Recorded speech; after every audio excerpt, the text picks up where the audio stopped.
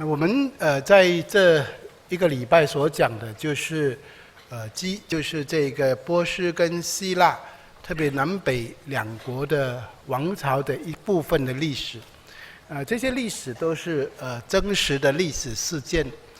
当然还有很多很多的细节。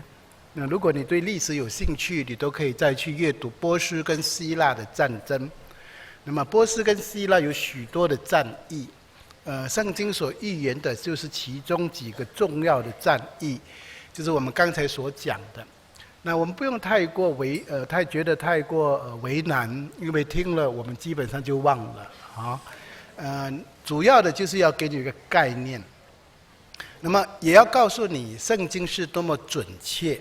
那这是我们的重点，而不是在那个历史你怎么去记忆它。那么更重要的当然就是要引进这个安提阿古第四作为敌基督的引子，因为这个跟末后的世代我们了解那个敌基督就能够有一些的概念是怎么样的。那么我们再一次的从这个图呢，基本上就可以把整个历史讲清楚。那北方是西流古的王朝，南方是多利买的王朝。那么西流古一世跟多利买一世都是亚历山大的4个将领中的2个，他们一个分到北方，一个分到南方，一个称为叙利亚，一个称为埃及。以后他们就留给多利买的2世就起来接替多利买一世，那么安提阿古一世就接替西流古一世。那么以后呢，多利买2世就把他的女儿嫁给这个安提阿古2世，叫做 Petronius， 或者分为白尼基。那么但是他们呢却被这个劳第斯给杀了。以后多利买3世就起来报仇。那么多利买3世起来报仇了之后，我们知道这他对付的是西流古2世。那么西流古2世有2个孩子，一个是西流古3世，一个就是安提阿古第3，就是安提阿古大帝呢，是整个故事中的一个重要的我们刚才提到他很多的战争。那么多利买第4，就是跟然后就多利买第4然后就多利买5世呢，就是安提阿古第3把他的女儿 Cleopatra 嫁给这个多利买5世。那从安提阿古之后又有2个王，一个叫西流古第4，一个就是安提阿古第4。那么安提阿古第4跟多利买第6世，我们就是把整个的情况在刚才大概的讲了，所以这样的一个图给我们大概有个概念。好，那这些都是已经应验了。所以你知道但以理书基本上前面一段讲波斯，然后讲希腊，然后讲南北的战争，然后讲安提阿古预表敌基督，然后从36节到45节才是最后的论到最后7年大灾难的情况。所以我们来看一看但以理书第11章。那你现在就打开你的圣经，打开你的圣经，我们就看着圣经，我就不要用荧幕的任何的经文，就直接用圣经的经文。但以理书第11章又说，当马代王大流士的元年，我曾起来扶助米迦勒，使他坚强。我们上次讲过了，这个米迦勒是要帮助当时候的波斯兴起，所以神在人的国中掌权。第2节，但以理说，现在我将真情指示你，这是指天使对但以理说要给他看见的异象。接着下来就是但以理写下来的，波斯还有3个王要兴起。我们记得我们提到这3个王，其中提到大利乌一世，也提到亚哈水鲁王。第4个王必附助衍圣诸王，他因为附助就成为强盛，就必激动大众攻击希腊国。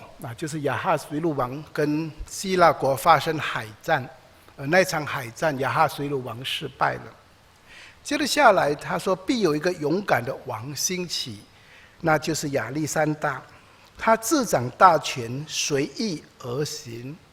他兴起的时候，他的国必破裂，像天的四方就分开了。所以他的国家分成4个部分，却不归给他的后裔。治国的权势也都不记他，因为他的国必被拔出，归于他后裔之外的人。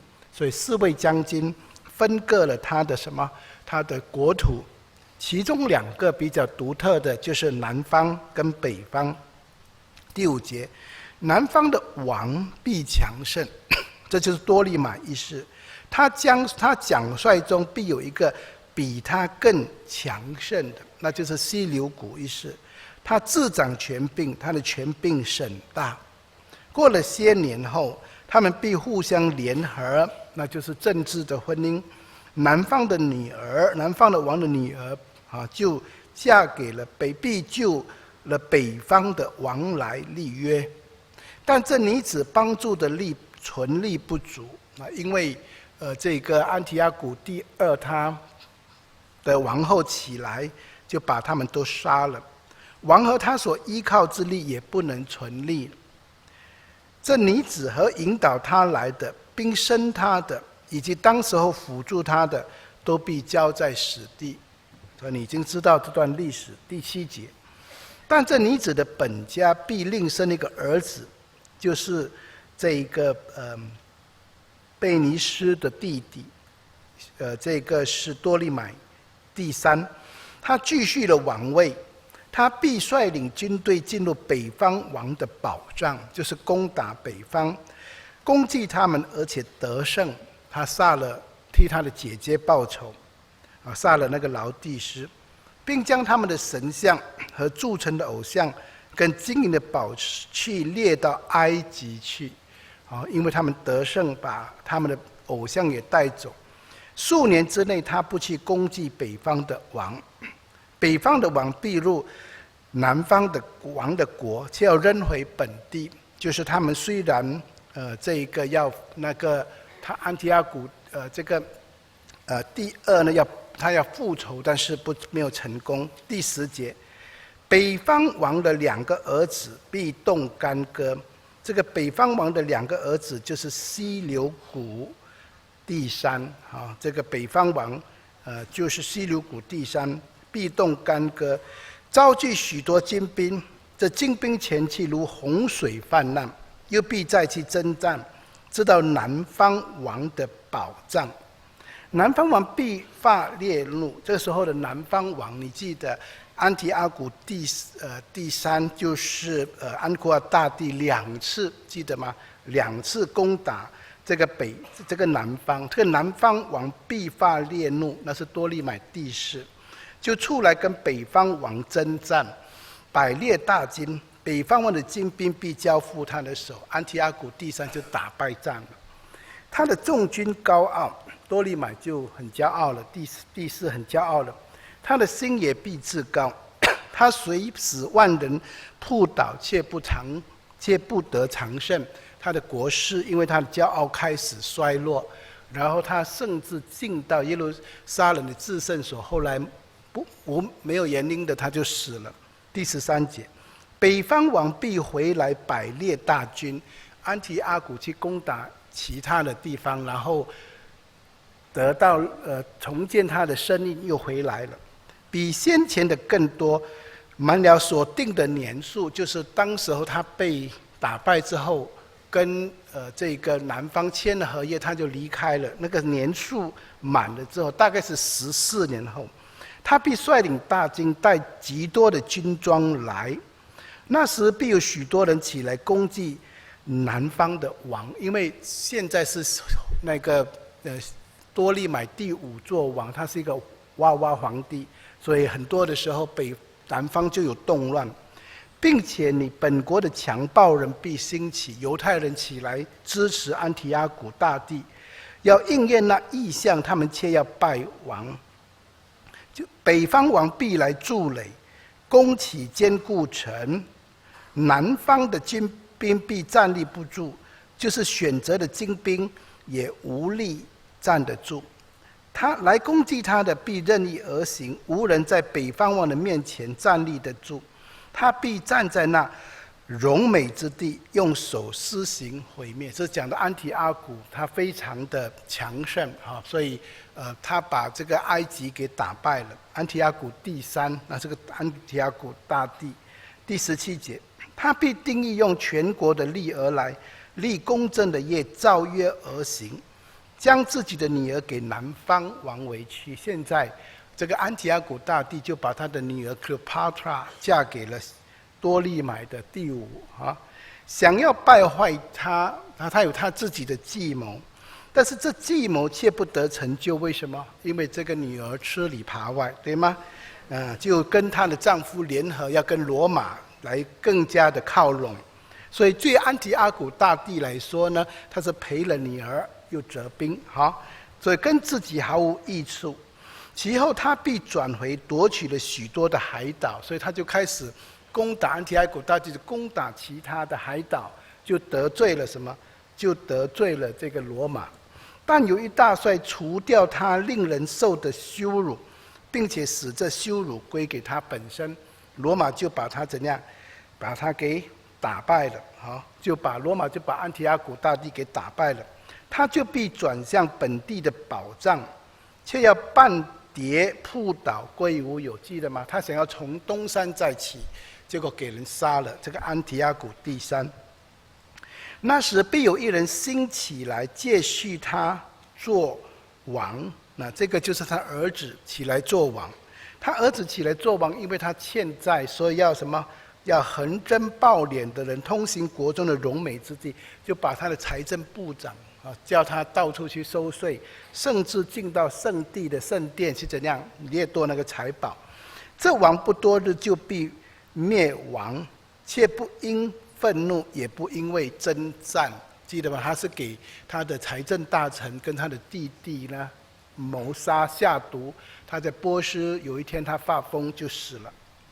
那么这个时候必有一个卑鄙的人兴起，安提阿古第4就起来了，他抢了他侄儿的位置，兴起接续为王。人未曾将国的尊荣给他，他却趁人坦然无备的时候，用谄媚的话得国。你记得他抢了他的侄儿，用各种各样的计谋来得到他的王位。必有无数的精兵势如洪水，在他面前冲没败坏。意思是说，安提阿古第4起来的时候，凡反对他的，他就杀了。他曾经举兵来攻打这个埃及，同盟的金也必如此。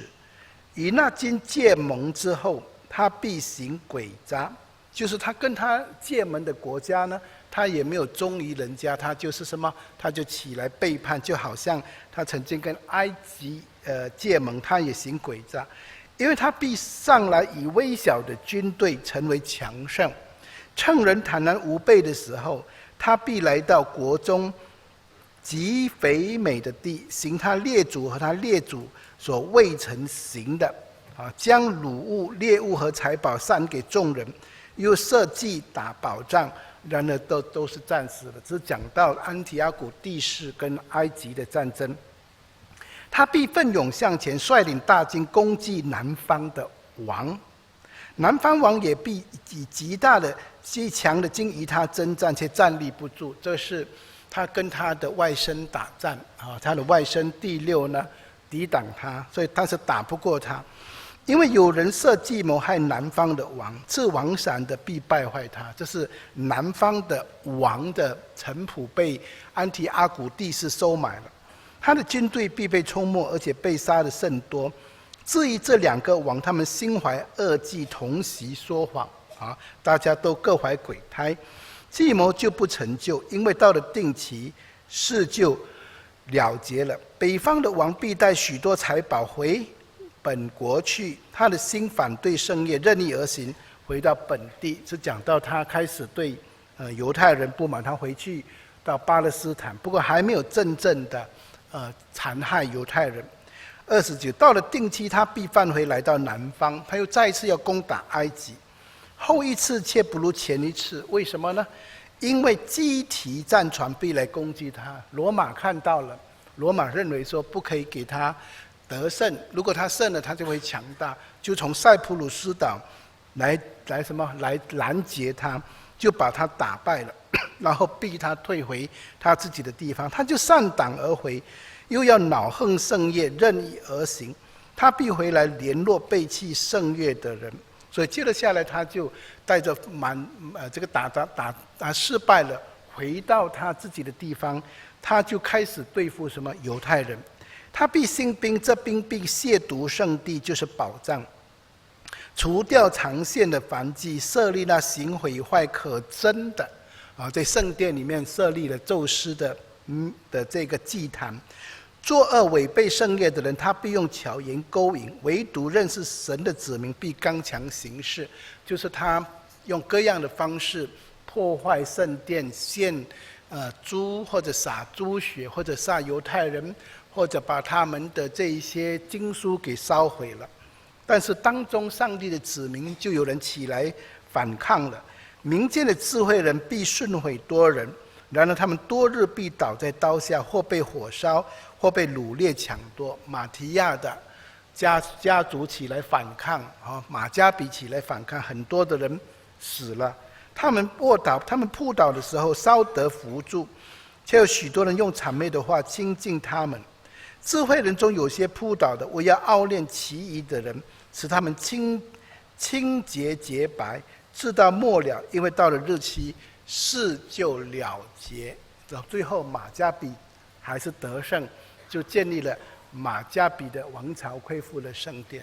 所以你看到，我们把历史讲了一遍，再回去读圣经，现在你就知道这段圣经在讲什么了，对吗？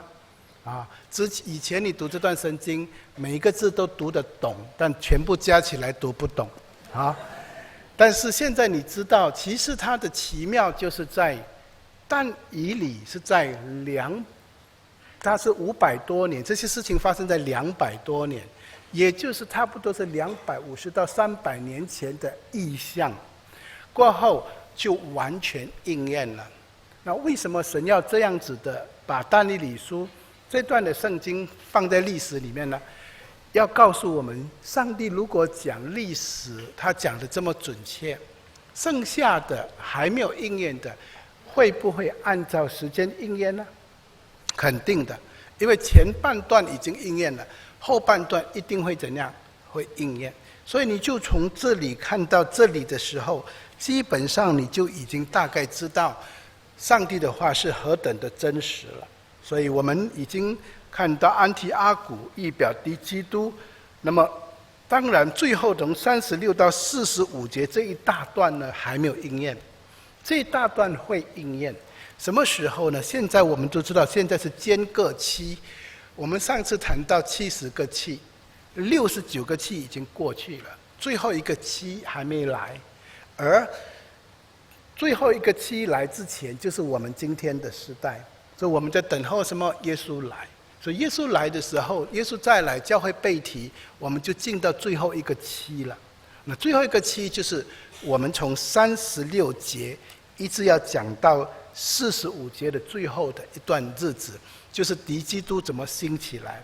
所以你现在大概有这个概念我们看见从551年但以理得到异象以后，应验在171年到165年，然后我们现在在等敌基督，它是预表敌基督，那么以后应验会在灾难期的时候所以你就看到这个是赏待应验的一部分。好，第一我们就看36节，王必任意而行，至高至大，超过所有的神，用奇异的话攻击万神之神。他必行事亨通，知道主的愤怒完毕，因为所定的事必然成就。好，现在有一个跳跃，现在这个王就不再是安提阿古第4了，现在这个王是指着什么？将来的敌基督。这个敌基督起来之后，他为什么是个王？记得吗？我们说过，他是复兴罗马帝国的10个国的什么联盟之首，记得吗？他有那个10个角，其中一个角小角出来的时候，把另外一个3个角怎样打断？所以因此他是敌基督要统治这个世界，所以他是复兴的罗马帝国10个联盟的首。他的国就是半铁半泥的角，那整个什么整个罗马帝国延后的，到了今天，我们说过很有可能在欧洲的这些地方，我们将来会看到那一些世界局势的联盟，其中的其他这个人就是并吞三国的令长的一个角，那个角就把其他三个角给打断了，因为那三个角反对他啊。如果你记得第8章、第7章，你就有印象了。好，这个敌基督在新约圣经称他为大罪人，还有沉沦之子。启示录称他是兽，他会在末世的7年大灾难中来统治什么整个世界。我们上次有约略告诉大家，当他兴起来的时候，他怎么会兴起的？记得吗？会有一次，根据启示录的前面6个印，第6个印是一个普世性的大灾难。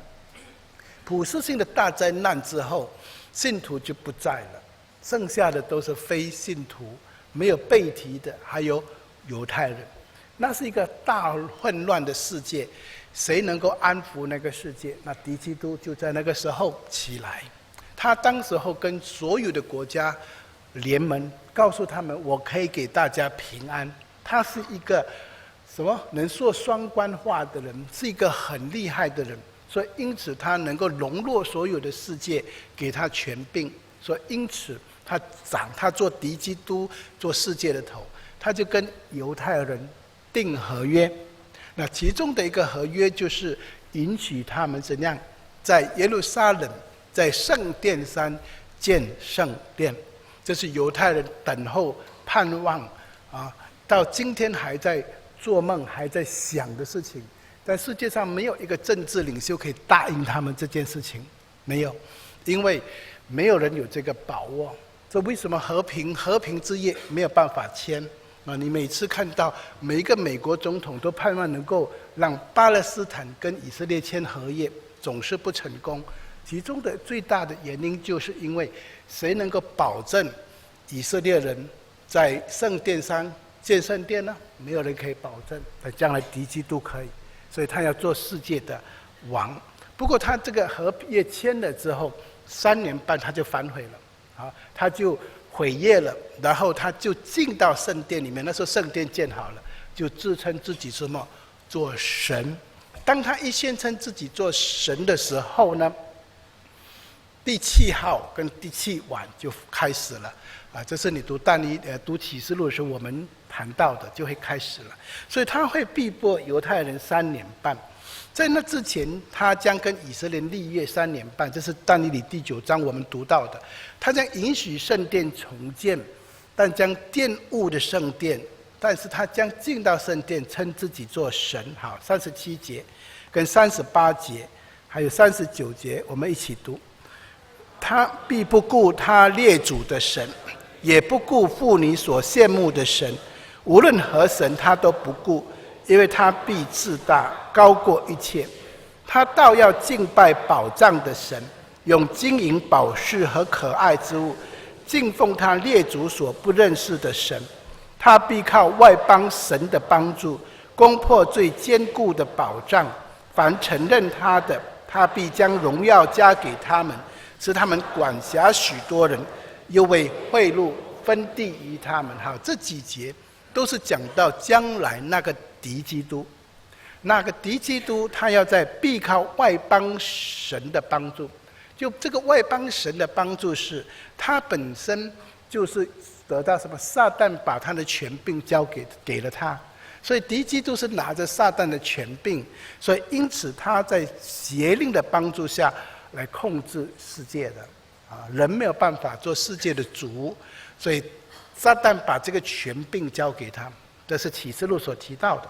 那在这几节的经文就提到敌基督的特性啊，在但以理书它是一个小角啊，在启示录它是一个它是3个6啊，所以这些都是它的特点。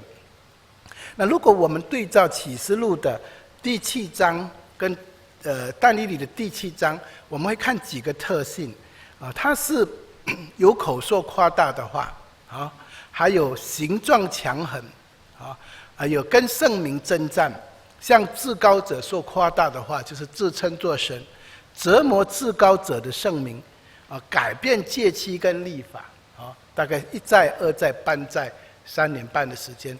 来到13章也是这样说，他说夸大亵渎复活，叫亵渎的话，这个兽呢，谁能够跟他比呢？这个敌基督，他能够跟圣徒征战，而且得胜。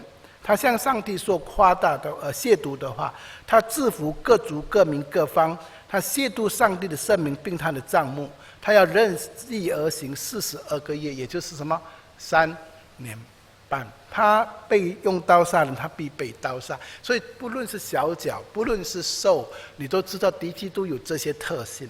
那在刚才所提到的，我们提到他的特性是，他不受约束，所以他要做什么任意而行，不受约束，因为邪灵在结灵给他这个权柄。那么他是一个看得见的政治领袖，谁抵挡他，他就把谁给杀了。这就是解释在以后这个联盟里面有3个国的领袖会反对他，他就把他们给杀了。这些都会在将来的政治舞台上看得到的。这个人当然高傲无比，因为他看自己是神，跟安提阿古也是这样。安提阿古说自己是什么？神显现 Epiphanes 你敢用这个做你的名字吗？ Epiphanes 如果你这样做的话，就是疯子疯狂了，你疯了。但是他敢，为什么？他高傲无比。那么不但这样，他亵渎真神，用他的口亵渎神。他进到犹太人的神殿里面，安提阿古把宙斯的像放在圣殿，献猪血，极尽亵渎之能。但是将来这个敌基督，他没有放宙斯的像，他没有献猪血，他自荐走到犹太人的圣殿，称什么？我是神。所以你可以看见，他这个敌基督更是什么样？更是亵渎上帝的。他有很反叛的。其实你读的时候，这些文字都在形容他的变态。我们先看他怎么样子的变态法。第一，他反对祖宗的信仰，在37节的上半段怎么说？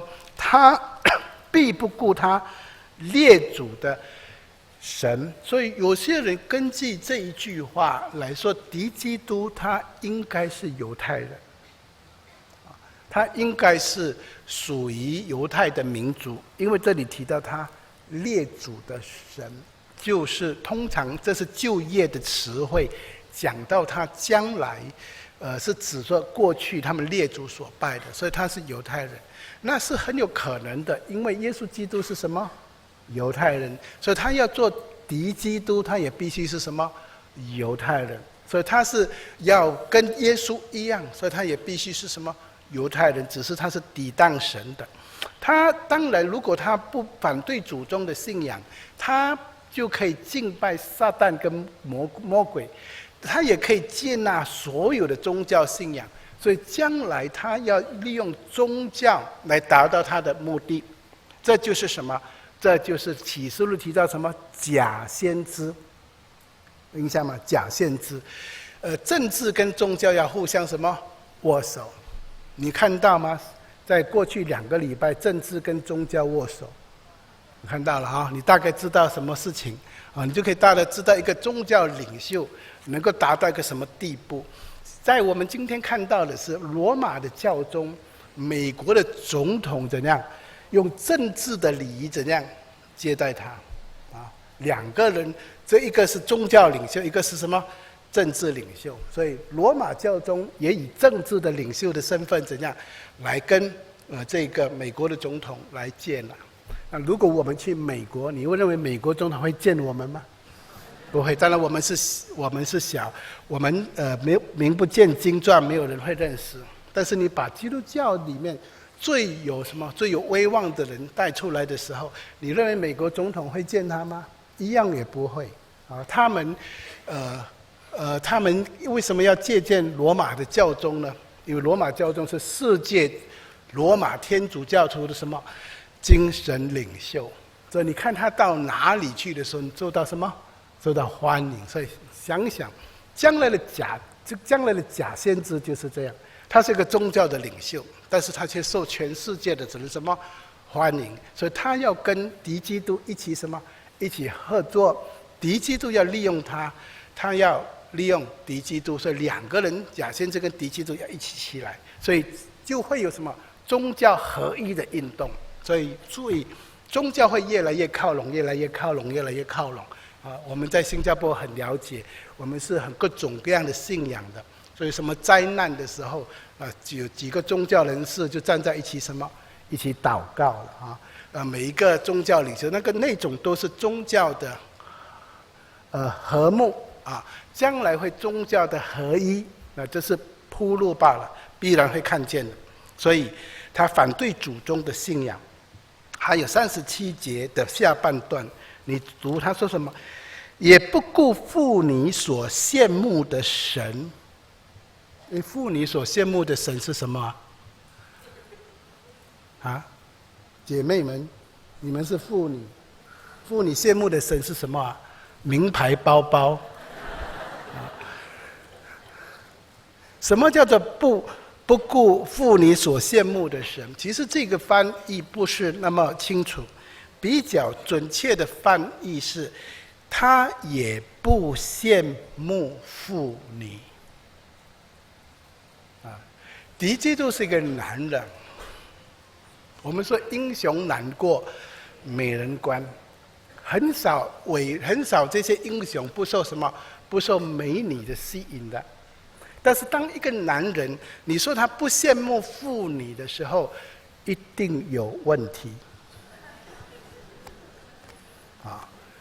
什么问题？那很有可能他是同性恋者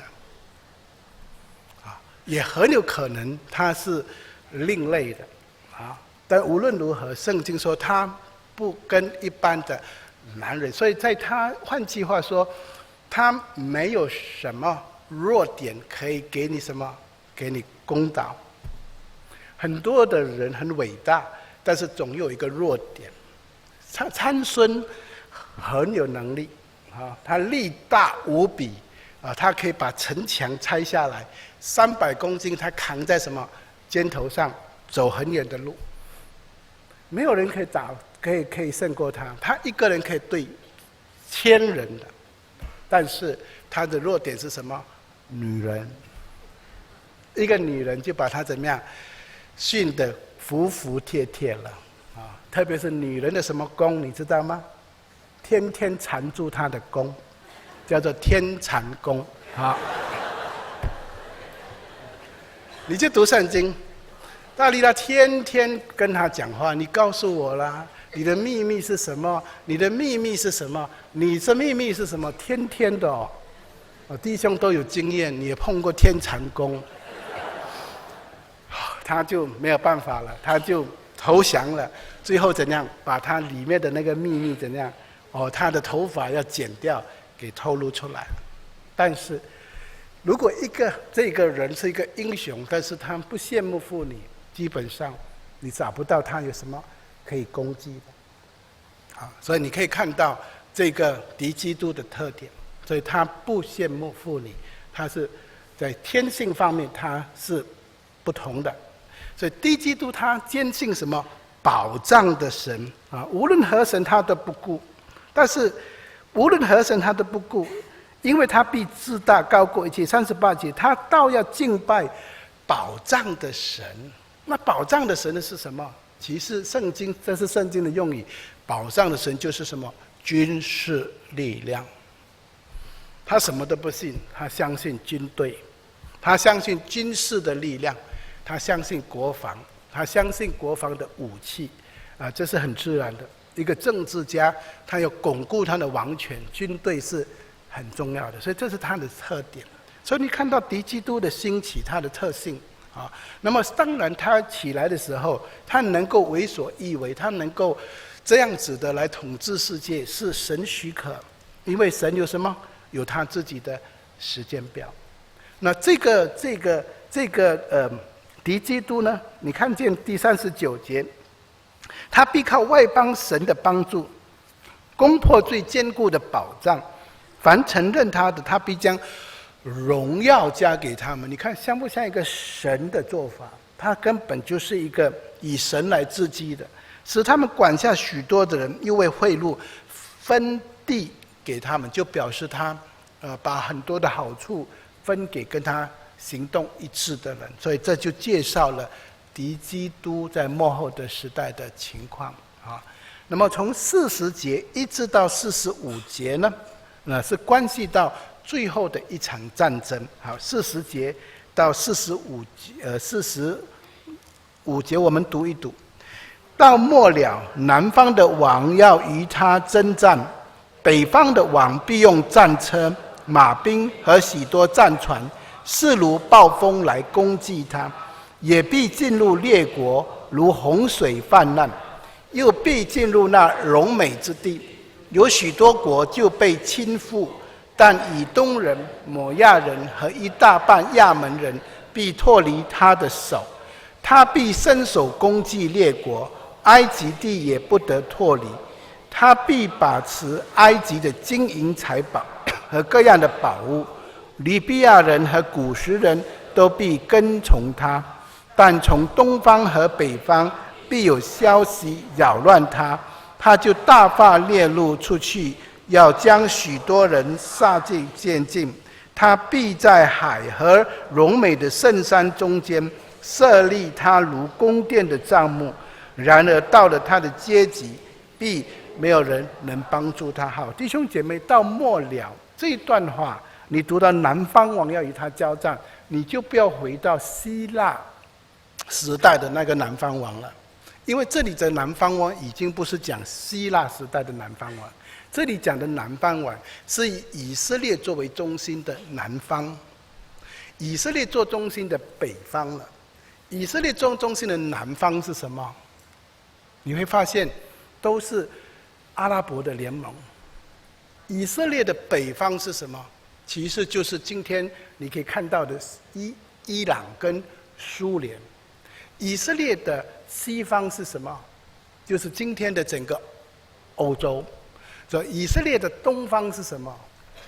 就是整个东亚，东亚包括了整个的亚洲。所以这里现在提到的南方的王，提到的北方的王，你就要知道，不是再回去那个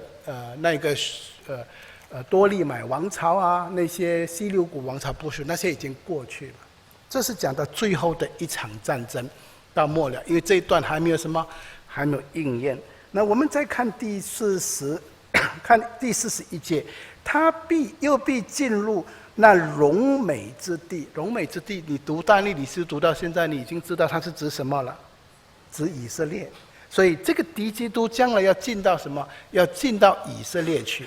所以我们相信他不但会进到以色列去的话，他会在以色列建立他的什么基地。所以我们说过了，在这个是圣地啊，圣地的以南，就是今天的我们看到整个阿拉伯的世界，包括了埃及、苏丹这些。那我们看到它的这个以东，就是将来的这个中国的地方，然后以北就是整个的苏联的地方。那么这其实这整段在讲什么？在讲哈米基多顿的大战的一部分。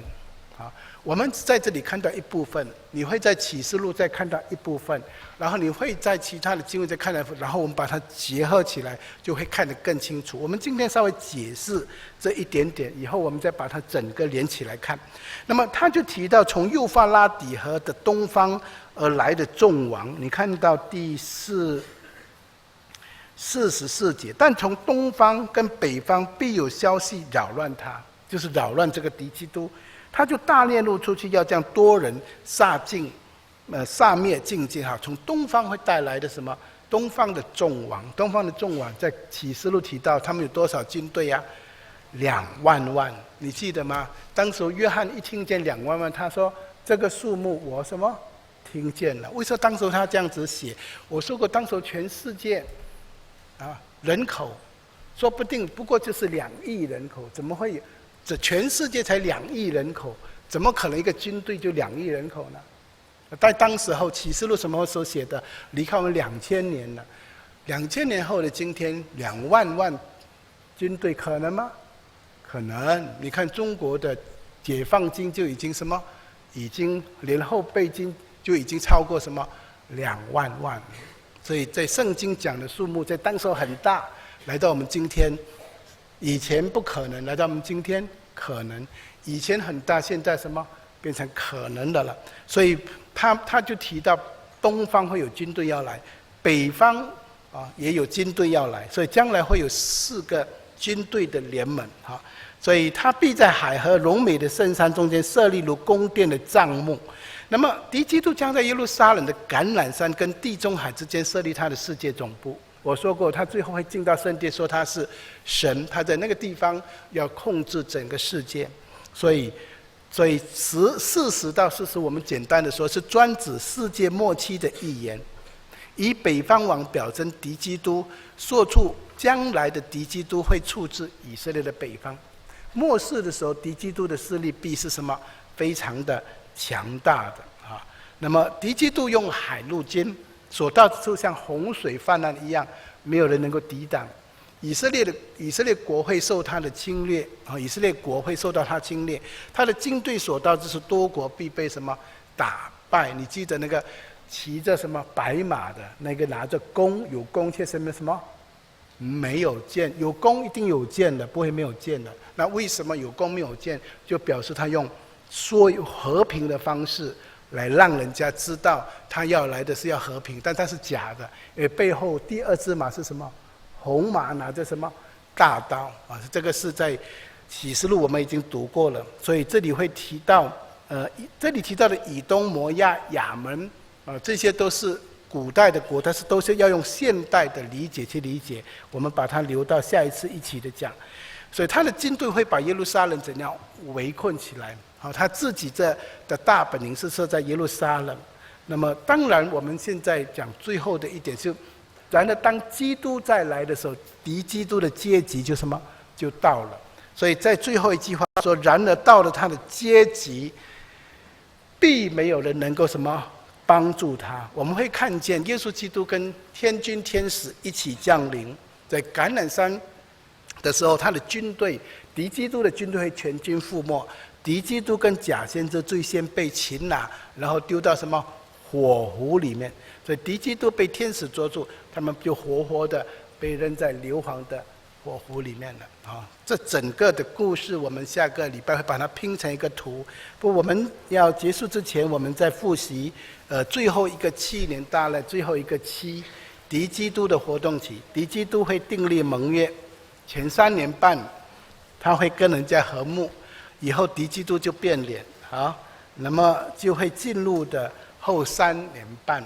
在后3年半里面，他会设立偶像，自称是神，践踏圣城，改变戒期跟律法，他会逼迫圣民然后他会盖666的印章在人